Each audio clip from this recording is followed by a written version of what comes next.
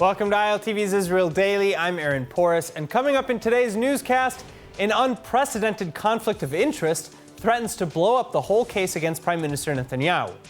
Coronavirus in Israel reaches new heights as the government fails to stick to its own directives. And finally, calling all clown aficionados, the Israeli clown doctors are back and they need our help. So stay tuned to find out more.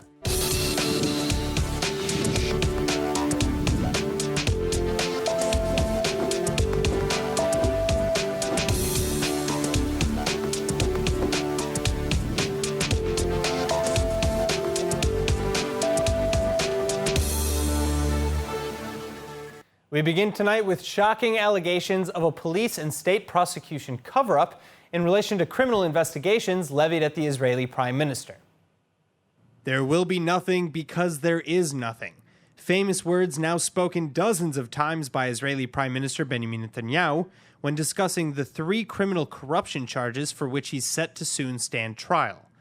Well, now his words are shocking and an atom bomb, as a new report now alleges to have proof of a conspiracy to indict the Israeli premier. Israel's Channel 12 reporting Monday night that senior Israeli police officers and state prosecutors knew of a conflict of interest among those investigating Prime Minister Netanyahu and his wife Sarah, yet covered it up so as not to derail the investigation. An official complaint, however, has now been filed with the state comptroller by other senior law enforcement authorities. And Prime Minister Netanyahu's Likud party officials are also now demanding an investigation into the matter. Netanyahu, for his part, is saying that this report validates his long-held claims that he and his family are being targeted by a conspiracy. Reposting the report online, Netanyahu writes, "Shocking. Channel 12 reporter Amit Segal has dropped an atomic bomb that proves the correspondence between police and prosecutors. This is how they framed Prime Minister Netanyahu, with criminal actions and by subverting investigations. Share the truth." However, the allegedly compromised former investigator Avi Rotenberg and others named in the allegations have all denied any wrongdoing. So how will the latest landmark revelation affect the 3 corruption charges facing Prime Minister Benjamin Netanyahu? Will the hidden conflict of interest be thrown out, or the opposite, cause a mistrial? Joining me to explain is legal advisor for Meshilut, Israeli attorney Simcha Rotman. Simcha, thank you so much for being with us. Hi. All right, now, first of all, what exactly is the new conflict of interest that was uncovered? Can you break it down for us quick? The new conflict of interest that was uncovered is actually not so new. We know about this, the fact that one of the investigators in the earliest stages of this, some of the cases against Netanyahu and his family, was connected to Judy Moses, the sister and the shareholder of Yediot Achronot, the sister of the publisher, but we knew about it for a long time. What was discovered now is not the fact that there was a conflict of interest, but the fact that for reasons that I think that are not legitimate, for reasons that are not for the good practice, best practices, were this conflict of interest were dismissed by the heads of the prosecution and by the police. They did not want this to come out and to maybe help Netanyahu. They got all the reasons to investigate that, but they decided that investigation will help Netanyahu, so they didn't do it. So is there any intention to re-examine this evidence and investigate these reports of conflict of interest any further? We didn't hear from the prosecution any sign to what you say, but we have to remember there were many wrongdoings that were discovered, that were unearthed by journalists in Netanyahu's cases, and each and every time the prosecution first response was, "It's all lies. It's all don't trust the criticism. We're excellent. We are fine." Every time, even when there was a problem with some kind of illegitimate pressure that were applied on state witnesses, when it was recordings that were illegally submitted to the court, whatever what the issue was, the first response of the prosecution said, "We are fine. Everything is lies. Don't criticize us." So the fact that this was their response even now does not convince me, and we'll see how it will unravel, either in court. It gives a lot of the ability to ask from the court, for Netanyahu's lawyers to ask for information and maybe to ask to be defended because of those revelations. All right, well, again, throughout these investigations and even now as the trial has begun, Prime Minister Netanyahu has complained that he suffers personal persecution by Israeli legal officials. Does this information prove him right? What is the motive to have hidden this? Was it, do we have a concrete motive from an individual to say, yes, I want to derail Netanyahu? The motive, I think, is you can talk about specific persons, you can talk about the chief prosecutor, you can talk about people from within the police, but the main problem in Israeli legal system and justice system for many years, the big prize, the main goal of the prosecution and the law enforcement in the police is to get the prime minister, to get senior elected officials. Why is this the goal or the main prize for the prosecution is maybe for another day, but the fact that was their main incentive, and they dismissed everything that will bother them in this witch hunt. That was the claim of Netanyahu all along, and I think what was discovered yesterday gives this presumption maybe more concrete evidence. So to what extent can this new revelation, assuming that it will be investigated, have an effect on the coming trial? So again, if you can show that the prosecution was behaving not in good manner, not in good faith, then they were after you for reasons that are not because of what you have done, but because of their own reasons, that can constitute a reason to dismiss the case. Wow. Will the court do that? Will Netanyahu's lawyers ask for it? It's another question, but it can be. You can dismiss the case because of due process, the equivalent of the American due process.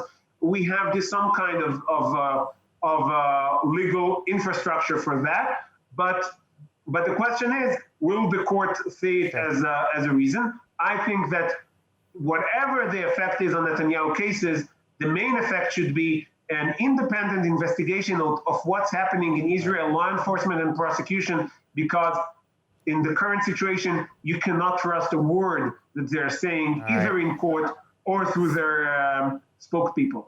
Simcha Rotman, thank you so much. Thank you. Moving on, some serious deja vu tonight. Dozens of red-labeled cities in Israel set to begin curfew this evening. But this after the health ministry delayed the plan from Monday night, just hours before it was set to go into effect. Nittany Manson reports.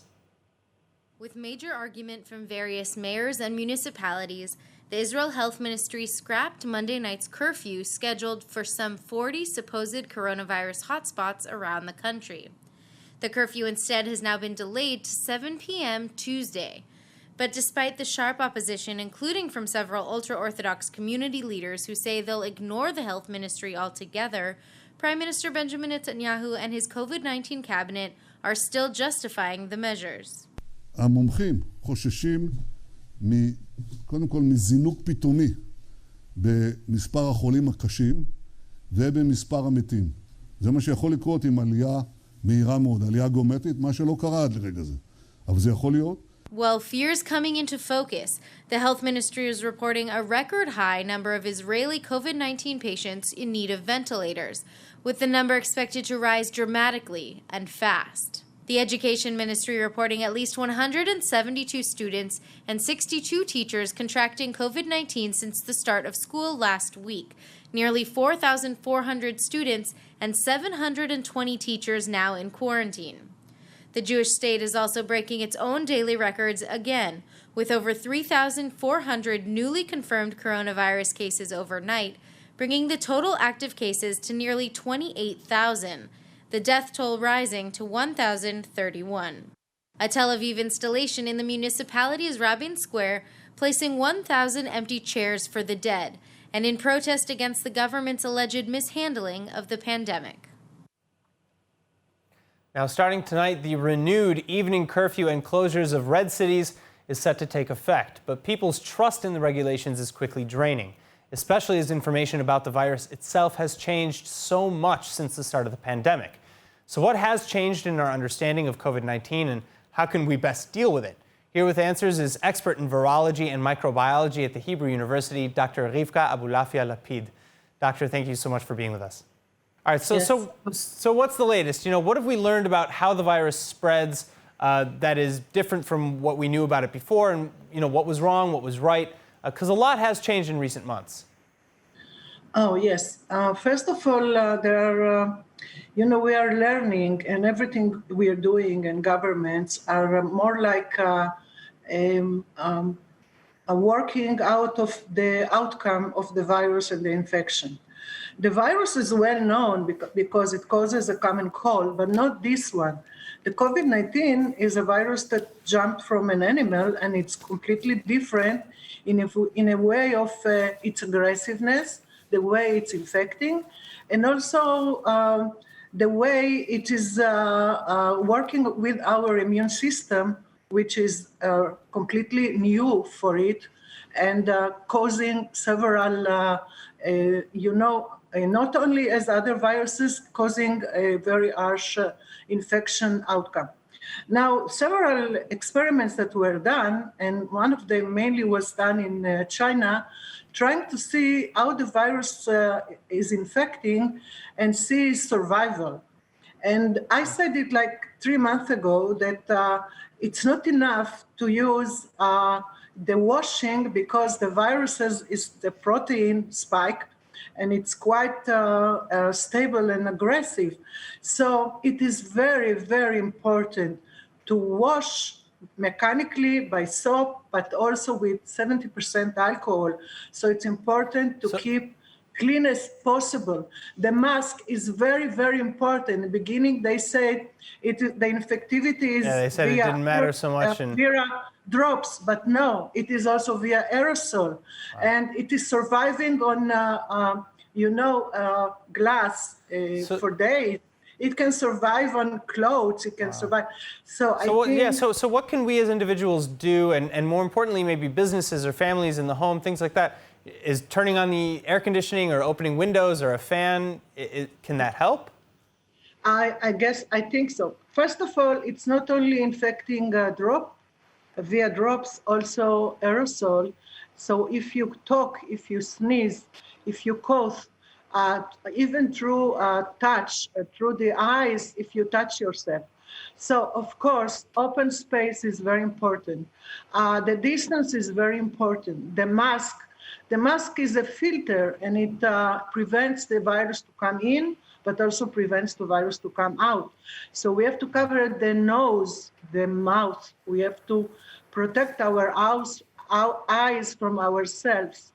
And we have to keep distance. It's very, very important. And we have to wash whatever we can, but also disinfect our hands with the 70% alcohol, what everyone is using now, the alcohol gel. All right, Dr. Rivka Abulafia-Lapid, thank you so much for being with us. Thank you. In related news, in spite of the worrying infection numbers and the dancing on the line between restrictions and lockdowns, criticisms of the government's response to the pandemic have now turned into outright calls to ignore or disobey health ministry restrictions. Israel Beitenu party leader Avigdor Lieberman, for one, is urging Israelis not to comply with the government's regulations, reportedly saying, quote, "The rules are illegal. Don't follow them. Instead, just use common sense." Prime Minister Netanyahu, on the other hand, is issuing a strong rebuke for such statements. לצערי, פוליטיקאים מנצלים את המגפה לצרכים פוליטיים וקוראים לאי ציות להנחיות משרד הבריאות וגם לאי ציות למשטרה. וזה אנרכיה. ואני שלחתי עכשיו מכתב לראשי האופוזיציה ואמרתי להם, גלו אחריות, תפסיקו עם זה. אל תביאו את המדינה לאנרכיה. אנרכיה תביא להרבה מאוד חולים קשים, ולצערי גם הרבה מאוד אנשים שימותו. לכן אני אומר לכם, גלו אחריות, תפסיקו עם ההתנהגות הבלתי הולמת הזאת והמסוכנת הזאת. וזו גם לא מנהיגות. מנהיגות זה לקבל את ההחלטות הקשות והמורכבות. לפעמים גם מורכבות מאוד, אבל הנכונות. ואני חושב שאנחנו ידענו לקבל את ההחלטות הנכונות בגל הראשון, וכך אנחנו עושים גם בגל השני. אנחנו נעשה הכל לשמור על הכלכלה ועל הבריאות, על החיים. אני בטוח שנצליח בזה. Meanwhile, as Netanyahu gave his speech, his social media accounts posted a copy of a letter sent to Lieberman and other opposition heads, including Yesh Atid's Yair Lapid, Yamina's Naftali Bennett, and the Joint List's Ayman Odeh, demanding that they change their tune and advocate for their supporters to obey the government's health guidelines. As of now, though, Lapid and Lieberman at least have already responded by standing their ground. So how close are we to political and social anarchy, as Prime Minister Netanyahu warns? And what responsibilities lie on the shoulders of Israel's opposition leaders? Political strategist and director of English operations with the Yamina Party, Jeremy Sultan, joins us to discuss. Now, Jeremy, first off, where does Yamina sit on how the government has been dealing with the coronavirus? Well, Yamina has not really been impressed. I think we all see the numbers. The health numbers are getting worse. The economic numbers are getting worse. If you go ahead and take additional factors such as mental health, domestic abuse, it's quite clear that on all the different factors you're looking at here, that we've not seen any success at all from the government. Well, but how much of that can you actually pin on the government? I mean, you mentioned domestic abuse. That's a byproduct of the lockdown. It's an ugly byproduct, but can you really blame that on the government and the coalition and health regulations? So again, you have direct consequences of what we're dealing with, and you have indirect consequences of what we're dealing with. It's the government's job to be able to deal with all of it. If you're going to go ahead and decide to separate things and say, I'm okay if there are less people dying from corona, but there are more people dying from other things, then you're not exactly going ahead and resolving the problem that Israel's dealing with now. Instead of looking at one number or one factor, you have to be looking at Israel as a whole. You have to have a macro strategy that can actually deal with all of the issues. Now, of course, the public has responsibilities in every democracy, in every society. There are certain things that the individual needs to do, but it's the government's job to go ahead and put the right policy out there for people to follow. The right policy is not what we're seeing right now. All right, well, so, do you agree at least a little bit that, with Prime Minister's statements that the opposition leaders, they also have some responsibility here because they may not be in the coalition, they may not be making the decisions, but they have a responsibility to keep their supporters safe. So, what is the opposition's responsibility to listen to this new directive from the Prime Minister? Well, I don't think it has anything to do with coalition or opposition. I think it's quite clear that when you're talking about following the law, that's a no-brainer. We sit in the opposition. We think that there should be different policies. But we're not going to go ahead and tell the public not to follow law and to go ahead and promote anarchy. That's obviously not going to be something that will be helpful to go ahead and bring up Israel to a much better place in dealing with the coronavirus. Now, of course, Avigdor Lieberman decided to go ahead and steal a bunch of headlines by telling people not to listen to the government, not to listen to the police.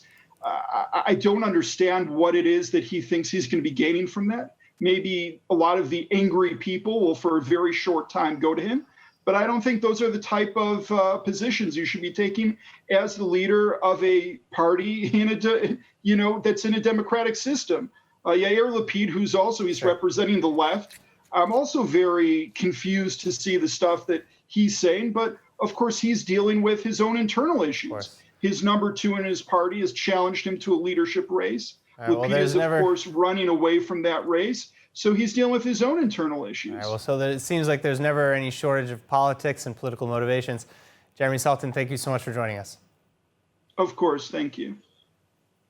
Now, if you thought flying cars were a figment of your imagination, think again. Israeli company Urban Aeronautics is developing exactly that. In fact, that vehicle is so close to being market ready, and the company has big plans.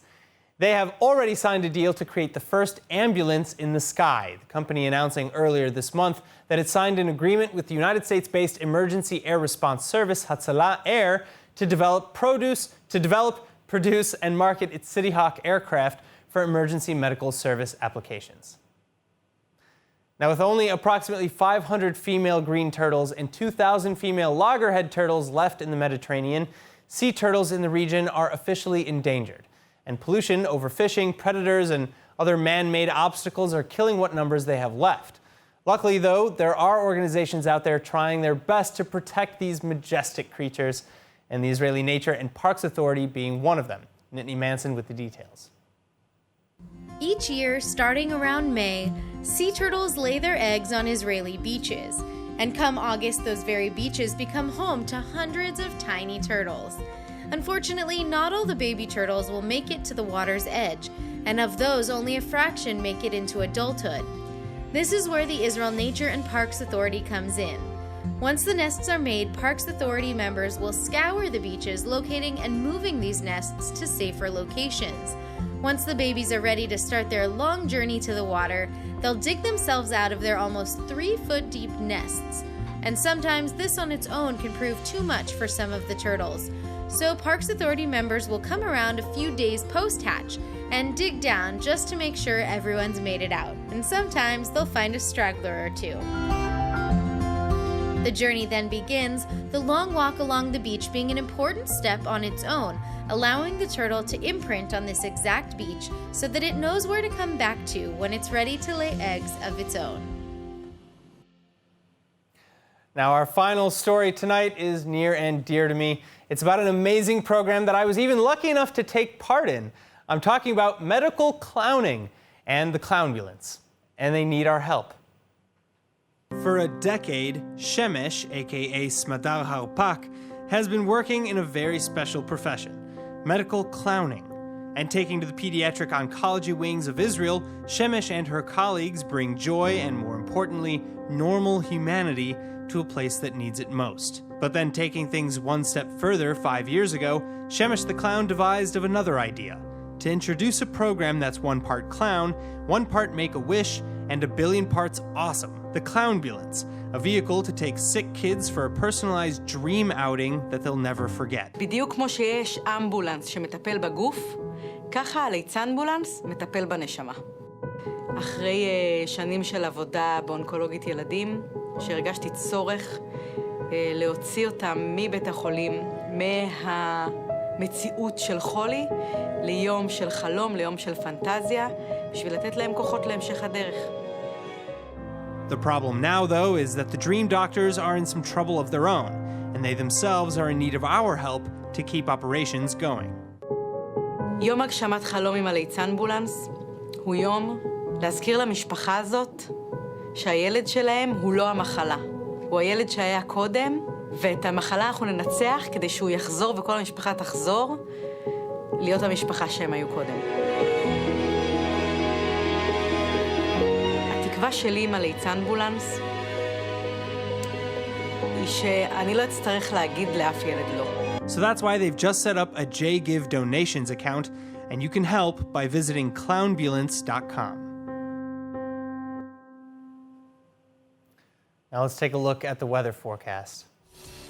Tonight, the warm weather continues with a low tonight in Tel Aviv of 79 degrees Fahrenheit. That's 26 Celsius. And the high tomorrow will reach 89 Fahrenheit or 32 degrees Celsius. And now before we go, let's take a look at what's going viral in Israel.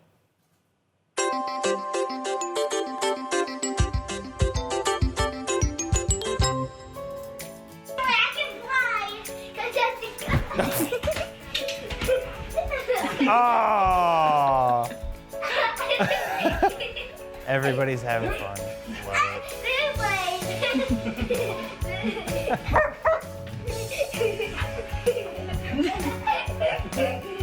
Incredible. All right. That is it for today's news. Today's exchange rate is 3.38 shekels to the American dollar. For more news from ILTV, please like ILTV on Facebook, follow us on Instagram, and subscribe to our YouTube and Roku TV pages. I'm Aaron Porras, and thank you so much for watching.